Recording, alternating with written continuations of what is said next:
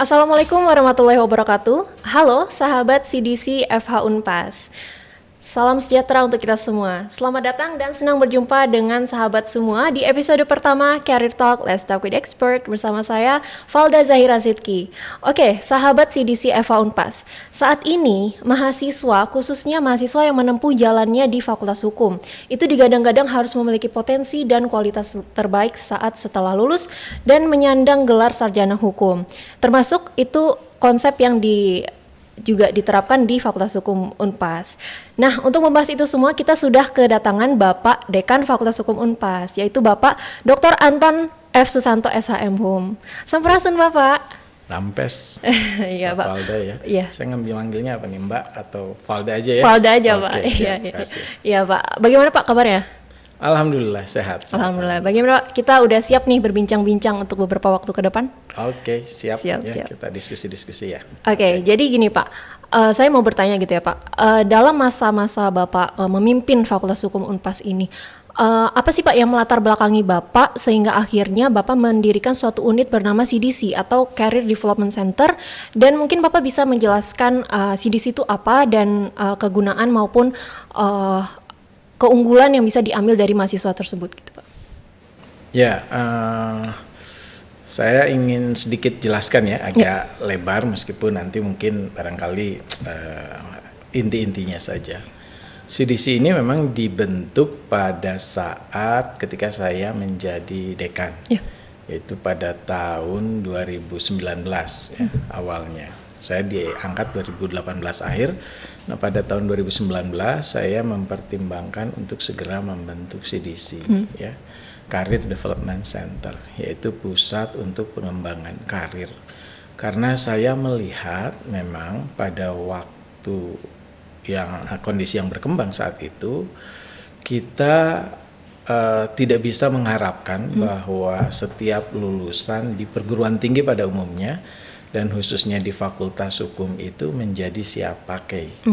Rasanya agak sulit, sekalipun mahasiswa sudah dibekali dengan keahlian-keahlian tertentu untuk siap terjun di masyarakat. Nah, kemudian saya berpikir bahwa lembaga ini jika dibentuk itu diharapkan mampu menjembatani atau menjadi semacam link and match begitu ya, atau mata rantai yang hilang untuk ada singgungan di antara dunia kerja dengan dunia akademik. Nah, dengan demikian maka mereka para lulusan Fakultas Hukum atau mereka yang menempuh studi di Fakultas Hukum yang sudah mendapatkan keahlian-keahlian yang sangat spesifik itu mampu memperoleh informasi yang pertama, informasi yang akurat dari dunia pekerjaan, dari dunia di mana mereka harus berkiprah di dalamnya. Nah, informasi-informasi ini akan menjadi bagian dari pengayaan mereka untuk bisa berhadapan dengan dunia pekerjaan. Itu yang pertama. Yang kedua, saya ingin memberikan semacam bekal lain kepada para mahasiswa yang ada di Fakultas Hukum agar mereka juga memiliki kemampuan tidak hanya hard skill sebetulnya ya. Hard skill ini kan kemampuan keahlian praktek teknis yang diajarkan di Fakultas Hukum. Misalnya semacam kontrak drafting, legislatif drafting, cara membuat pledoi atau teknik penyelesaian perkara dan lain sebagainya. Menurut saya itu tidak cukup. Harus juga dikembangkan kemampuan-kemampuan lain, yaitu semacam soft skill. Soft skill, betul ya. sekali. Karena pada waktu itu kurikulum memang masih belum mengalami perubahan yang luar biasa sampai seperti saat ini ya. Jadi pada waktu itu saya berpikir tidak ada salahnya bahwa CDC ini dibentuk untuk mampu memberikan pemahaman atau kemampuan yang lain, yaitu kemampuan soft skill, yaitu dengan meresepsi dari pengalaman-pengalaman mereka, baik alumni ataupun bukan, yang sudah artinya mengenyam dunia pekerjaan, beracara, menjadi hakim, sehingga mereka benar-benar bisa sharing ya dengan mahasiswa kita, dengan para calon lulusan kita untuk bisa lebih berbagi gitu ya, bahwa memasuki dunia pekerjaan yang dibutuhkan apa, sehingga kemampuan-kemampuan soft skill ini bisa terbangun gitu ya. Nah, tidak berhenti di sana, CDC juga harus memberikan implementasi praktek. Jadi jangan ditunggu para mahasiswa keluar dulu kemudian baru mereka berhadapan dengan, tidak. Jadi kita ingin membawa bagaimana realitas praktek itu ke dalam dengan menghadirkan berbagai macam harapannya pelatihan, pengembangan keahlian, kemampuan yang lain yang selama ini tidak diperoleh sebetulnya di dunia perkuliahan, ya. Sehingga nanti ujungnya saya sih berharap justru bahwa yang akhirnya dikembangkan melalui kurikulum yang paling baru, yang berharap bahwa lulusan kita itu memiliki kemampuan yang disebut sebagai legalpreneur. Tidak hanya kemampuan hard skillnya dalam kemampuan teknis hukum, tetapi juga dia memiliki kemampuan soft skill yang justru kemampuan soft skill ini akan membantu para mahasiswa barangkali untuk bisa lebih sukses di dalam dunia pekerjaannya nanti. Secara sempit dunia pekerjaan, tetapi realitas yang sesungguhnya adalah bagaimana mereka bisa berkiprah di masyarakat, bermanfaat bagi kepentingan masyarakat, nusa dan bangsa. Dan yang terakhir barangkali CDC ini saya harapkan juga bisa membangun relasi jaringan alumni, ya, bagaimana sebetulnya lembaga ini mampu memberikan respon yang baik, menerima masukan-masukan dari banyak alumni tentang bagaimana seharusnya sih sistem pengembangan pembinaan atau pendidikan di Fakultas Hukum Unpas, tentang kurikulumnya, tentang dosennya, tentang sarana dan prasarana. Sebetulnya kita berharap itu mendapat masukan karena input-input itu akan membawa kita kepada upaya perbaikan yang lebih baik ke depannya. Nah, oleh karena pertimbangan-pertimbangan itulah maka saya mendorong bahwa CDC harus kita lakukan. Dan sampai saat ini ya terus kita akan optimalkan begitu ya, bahwa CDC ini bisa menjadi jembatan tadi. Jembatan apalagi dengan konsep pembangunan kurikulum yang ada sekarang. Ya, itu saya pikir CDC ini perannya akan menjadi lebih signifikan ke depan. Itu barangkali kilasannya. Kalau tadi Bapak menyinggung mengenai kurikulum baru, yaitu kayak MBKM ya Pak ya, yang kita kenal juga, Merdeka Belajar Kampus Merdeka. Nah itu sebenarnya sudah sejauh mana persiapan fakultas dalam mempersiapkan jalannya sesuai dengan selaras dengan MBKM itu Pak? Ya, sebetulnya ini sudah kita persiapkan sudah cukup lama ya, sekitar tahun 2000.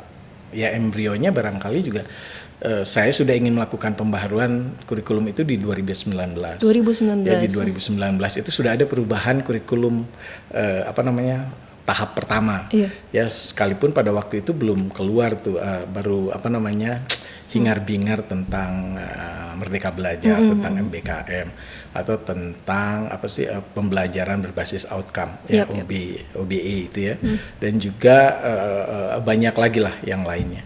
Nah, saya sudah melakukan pembaharuan di tahun 2019. Tapi kemudian beriringan dengan itu, pada sekitar tahun 2020 itu kemungkinan pada tahun yang sama, kalau tidak salah, dekat-dekat antara itu, tiba-tiba muncul juga tentang konsep Merdeka Belajar atau MBKM, atau pada proses pembelajaran yang berbasis kepada outcome. Ya, gitu ya, pada outcome. Nah, menurut saya ini momen kesempatan. Jadi pada waktu itu langsung kita sambut. Ya, kita juga melakukan beberapa langkah-langkah yang cukup strategis untuk melakukan pembaharuan kurikulum. Yang pada tahun itu juga, meskipun ini baru 1 tahun kurikulum barunya, tapi kita sudah masukkan kembali kurikulum yang lebih baru begitu ya, untuk bisa menyesuaikan dengan tuntutan perkembangan. Karena saya melihat dengan peluang penggunaan konsep yang kurikulum baru, khususnya kaitannya dengan Merdeka Belajar, itu memang memberikan banyak keleluasaan. Bukan hanya keleluasaan secara internal bagi kita dosen, misalnya sistem pembelajaran, metode, ataupun bagi mahasiswa, tetapi juga akan memberikan peluang yang lebih besar bagaimana sebetulnya realitas di luar itu benar-benar akan bisa kita serap. Karena tuntutan-tuntutannya luar biasa. Misalnya kita harus banyak artinya dosen-dosen juga harus punya pengalaman di luar untuk bisa dibawa ke dalam. Artinya tidak hanya dituntut, kalau dulu kan ada semacam parsialitas ya, bahwa dosen itu ya harus di lingkungan dosen, praktisi. Tapi dengan sistem yang ada sekarang itu justru mereka harus bisa masuk ke dalam. Jadi para dosen juga harus punya pengalaman di luar, melakukan riset, banyak misalnya pengalaman sebagai ahli di institusi dan yang lainnya, yang kemudian itu bisa dibawa ke dalam untuk bisa mengembangkan. Ataupun dosen-dosen yang justru punya pengalaman di dunia praktisi, di dunia birokrasi atau di dunia luar, itu memang harus ditarik masuk. Jadi ada apa namanya change gitu ya. Jadi dosen di kita juga harus keluar, tapi yang ada di luar juga harus dibawa masuk ke dalam. Akulturasi mungkin ya Pak. Jadi kayak jadi semacam agar mahasiswa intinya itu dia bisa memperoleh informasi lengkap. Iya betul. Karena jika kita lihat kita hanya menggantungkan kepada proses pembelajaran manual yang ada sekarang, misalnya textbook dan segala macam, tidak akan berhasil. Tapi dengan sistem ini kita berharap mungkin indeks kinerjanya atau indikator kinerja, karena kita semua harus punya indikator tuh dalam proses. Dosen harus punya, tenaga kependidikan harus punya, mahasiswa juga harus punya indikatornya. Ya, nah dengan indikator-indikator yang terukur itu, maka berbasiskan kepada kurikulum baru itu, kita berharap perkembangan menjadi lebih memungkinkan, dan peluangnya saya pikir kita akan terapkan penuh di 2021 dan 2022, khususnya tahun 2021, tahun angkatan kemarin itu sudah mulai kita terapkan, dan tahun sekarang di tahun 2022 ini kita full akan menerapkan. Jadi misalnya untuk magang itu nanti sudah mulai diterapkan 6 bulan ya, dengan hitungan nanti ada SKS yang bisa menyesuaikan berapa SKS yang bisa diraih. Kemudian juga tahun ini kita sudah mulai menerapkan bagaimana kegiatan aktivitas mahasiswa di lembaga kemahasiswaan itu nanti akan bernilai SKS. Untuk tahun ini akan kita terapkan bagi semester ini, sehingga mahasiswa tidak sia-sia tuh mengabdi bagi lembaga, dia juga bisa melakukan pengabdian, penelitian atau aktivitas pengembangan minat bakat yang lainnya. Kemudian juga di semester 5 kita sudah mulai memberikan banyak mata kuliah pilihan, dan mahasiswa sudah bisa memilih tuh, sudah mulai bisa memilih, dia bisa melakukan misalnya perkuliahan di luar, atau yang di luar juga bisa masuk ke kita sudah melakukan banyak kerjasama ya dalam kegiatan ini untuk menunjang proses MBKM ini. Dan yang terakhir yang paling baru, kita sudah mulai memberikan alternatif untuk tugas akhir bagi mahasiswa. Ini juga sebagai bagian dari upaya bagaimana kurikulum berbasis outcome ini bisa digulirkan dengan baik. Mulai dari karya tulis yang bisa dibuat atau penulisan tugas akhir ya. Boleh dalam bentuk skripsi atau legal memorandum atau studi kasus, tapi juga ditambah boleh dalam bentuk artikel-artikel yang memang dipublish dengan karakteristik atau kualifikasi tertentu, atau proceeding proceeding yang juga bisa sudah dipublish atau sudah diseminarkan dalam skala nasional atau internasional. Itu akan lebih mendorong pada mahasiswa untuk bisa menghasilkan yang kita sebut outcome sebetulnya. Iya Pak, menarik sekali ya Pak. Ternyata Fakultas Hukum Unpas ini berarti udah mempersiapkan segala macamnya dengan matang untuk mahasiswa itu sendiri gitu ya, apalagi untuk karir kedepannya gitu. Betul, dan satu hal lagi kita sudah mempersiapkan juga seluruh fasilitas ya, fasilitas baik, terutama sih fasilitas yang kita harapkan, karena kampus kita tidak terlalu besar ya, tapi fasilitas yang kita coba, maksud saya di Lengkong ya, kalau secara keseluruhan kita lumayan besar ya, karena ada 5 kampus di tempat yang lain, tapi dengan kondisi yang serba space yang agak terbatas, kita kan nggak bisa tidak, harus tetap siap. Betul. Maka perlengkapan IT kita bangun terus ya, sistem teknologi untuk proses perkuliahan, karena kita akan menggunakan sistem hybrid ya, online dan offline secara simultan begitu ya, belum lagi metode-metode yang lain. Dan juga fasilitas metaverse kita sedang gunakan, kita sedang kembangkan untuk bisa digunakan di semester nanti. Jadi lab mungkin sudah bisa menggunakan sistem peradilan dengan sistem metaverse. Tujuannya tidak lain untuk kita dorong agar mahasiswa nggak terlalu gaptek ya. Iya betul. Mahasiswa juga sangat kenal. dekat dengan realitas teknologi. Teman saya ada yang ngomong ya ilmu hukum rasa digital. Tapi ya kalau spannya itu positif sih nggak ada apa-apa, nggak ada masalah. Betul sekali, setuju saya juga Pak. Dan juga fasilitas-fasilitas mendukung itu menurut saya keren banget sih Pak. Itu saya juga iri ya Pak, maksudnya saya kan online ya kemarin itu, jadi saya pingin offline juga gitu kan, walaupun ada hybrid ya. Keren lah, sejauh ini udah keren banget di ruangan kelas-kelas Fakultas Hukum Unpas gitu. Oke Pak, saya mau nanya lagi seputar mengenai CPL atau capaian pembelajaran lulusan, atau mungkin biasa dikenal dengan profil lulusan gitu Pak. Sebenarnya apa sih Pak yang hendak dicapai dari CPL FH Unpas sendiri itu Pak? Ya, sebenarnya kalau bicara profil lulusan memang ini sangat banyak sebetulnya karakteristik untuk penetapan bagaimana sebuah profil lulusan bisa dicapai gitu ya. Tapi yang paling utama sebetulnya profil lulusan itu sebetulnya harus menggambarkan bagaimana sebetulnya lulusan-lulusan ini tergambar di dalam realitas. Di dalam realitas atau diserap oleh masyarakat, itu yang pertama. Yang kedua, bagaimana kurikulum itu juga harus bisa mendorong tercapainya profil lulusan. Tapi profil lulusan itu juga harus sangat konkret begitu ya, sangat konkret. Oleh karena itu sesuai dengan penggambaran yang kita coba linkkan, kita link and match-kan gitu antara bagaimana lulusan kita dan bagaimana proses kurikulum itu bisa padu gitu ya. Nah, itu akan terlihat bahwa sangat terbuka sebetulnya dalam konteks profil lulusan kita. Tetapi kan tetap harus memiliki nilai spesifik. Nilai spesifik bahwa kalau kita masuk ke Fakultas Hukum, keahlian apa yang akan diperoleh. Dan itu menjadi target capaian lulusan yang sangat spesifik. Bahwa lulus dari Fakultas Hukum, peluang pekerjaan lain itu sangat memungkinkan. Betul. Tetapi ada satu hal yang harus spesifik. Kalau jadi Fakultas Hukum tidak bisa jadi segala sesuatu kan. Harus ada kompetensi, keahlian yang memang benar-benar kalau dia lulus di Fakultas Hukum itu akan diaplikasikan dalam kepentingan, dalam realitas masyarakat. Dan kita melihat lulusan kita itu banyak sekali satu di lingkungan kejaksaan misalnya. Di lingkungan kehakiman. Di lingkungan kepolisian, di lingkungan notarias.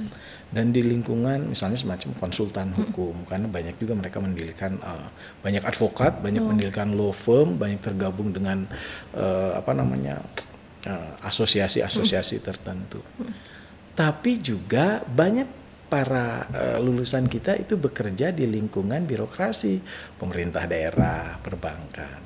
Jadi memang kita memiliki profil lulusan yang sangat unik, yaitu keahlian yang sangat spesifik. Keahlian dengan keterampilan khas, yaitu kemampuan untuk menerapkan hukum positif, kemampuan untuk berargumentasi hukum, dan akhirnya mereka mampu memberikan semacam resep bagi penyelesaian masalah hukum atau legal opinion gitu ya. Nah, konteksnya oleh karena itu secara spesifik memang kita batasi kalau profil lulusan. Misalnya untuk menjadi calon, kita nggak bisa menetapkan mereka harus jadi jaksa, tidak mungkin. Tapi barangkali kalau diminta menjadi jaksa mereka siap, karena oleh karena itu lulusan kita adalah calon menjadi jaksa, calon menjadi advokat, ya, calon menjadi hakim, ya, karena mereka dibekali betul oleh konteks itu. Tapi di samping itu juga ada calon menjadi semacam seorang konsultan hukum atau mereka yang bisa berkiprah tidak dalam lingkup profesi yang spesifik tadi. Misalnya dia di pemerintahan daerah menjadi legal consultant atau legal advisor atau apalah, itu bisa dilakukan. Tapi banyak spare-nya. Tetapi keahlian yang harus kita miliki itu betul-betul sangat spesifik, ya, sangat spesifik. Dan kurikulum kita mengarah ke sana. Jadi kalau kita lihat 70% mata kuliah di S1 ya, itu berbasis kepada keterampilan. Sedangkan 30% itu berbasis kepada teori. Ya. Tapi yang menarik gini sebetulnya kalau kita lihat. Lulusan Fakultas Hukum itu bisa kerja dimanapun. Iya, betul, di Pak. lingkup Setuju. mau dimanapun, di perbankan, di pemerintahan, karena selalu ada lahan untuk itu. Tapi mereka bisa sekaligus jadi penegak hukum karena syaratnya memang harus S1 hukum. Jadi jaksa, jadi penyidik polisi, jadi notaris, dia harus melanjutkan ke notariat tapi harus S1 hukum. Dia bisa menjadi seorang advokat, harus S1 hukum, ya. jaksa, itu spesifik sekali. Dan nggak semua pendidikan S1 bisa jadi jaksa, Jadi bisa penegak jadi hukum, nggak ya, bisa ya. nggak bisa, karena dia harus masuk dulu ke fakultas hukum. Nah ini yang menjadikan kita sangat diuntungkan. Profesi kita seperti kedokteran persis, seperti kedokteran persis sebetulnya secara teknis. Tapi orang yang lulusan fakultas hukum bisa diterima dimanapun sebetulnya, sepanjang instansi atau perusahaan itu atau dunia yang lainnya itu sangat membutuhkan yang ada kaitannya dengan masalah hukum. Ya, itu sih satu prinsip. Berarti bisa jadi dokter hukum nggak Pak? Sebetulnya Dokter hukum. Secara prinsip yang dimaksud dokter kalau itu menyelesaikan masalah hukum ya kita dokter dalam konteks menyelesaikan problem hukum. Karena seorang ahli hukum itu juga memberikan resep. Ya, seorang dokter memberikan resep, memberikan kan di dalamnya itu adalah semacam legal opinion, pendapat keahlian dokter. Betul. Bahwa seseorang harus diberikan obat ini setelah dia didiagnose atau diobservasi gejalanya. Sama orang hukum begitu juga. Jadi seorang lawyers misalnya atau seorang konsultan hukum dia harus mendiagnose dulu, mengamati dulu apa problemnya. Baru kemudian dia bisa menuliskan resepnya. Ini loh bentuk penyelesaiannya. Ya, jadi sama sebetulnya teknis yang dikembangkannya barangkali. Ya itu keunikan lah. Iya betul. Oke Pak, sungguh luar biasa ya Pak. Tadi kita balik lagi ke CPL maupun daya dukung atau fasilitas yang udah dipersiapkan gitu. Saya juga sudah kagum banget gitu ya Pak, karena udah sejauh ini gitu, sebesar ini langkah Fakultas Hukum Unpas itu sendiri. Nah Pak, ini sekarang kita udah di penghujung episode kali ini dan saya mau meminta Bapak untuk memberikan motivasi kepada para mahasiswa, para alumni ataupun para sahabat yang menonton episode kali ini. Boleh Pak, silakan agar mereka lebih semangat gitu. Oke, saya kesini, Pak kesana. Oke, kesini ya. Baik, ini sebuah ya semacam dialog motivasi sedikit barangkali. Jadilah manusia pembelajar. Saya berharap semua, kita semua di Fakultas Hukum dan dimanapun juga, khususnya bagi mahasiswa, jadilah manusia pembelajar yang setiap saat memahami betul bahwa kita hidup di dunia ini tidak lain adalah sebuah proses pembelajaran. Jangan menunggu waktu untuk belajar, tapi ciptakan waktu untuk belajar. Jadilah kita seseorang yang selalu menciptakan ruang. Karena kalau kita misalnya menyisihkan waktu untuk belajar atau menunggu waktu untuk belajar, saya pikir akan jadi problem. Kita nggak pernah menemukan itu.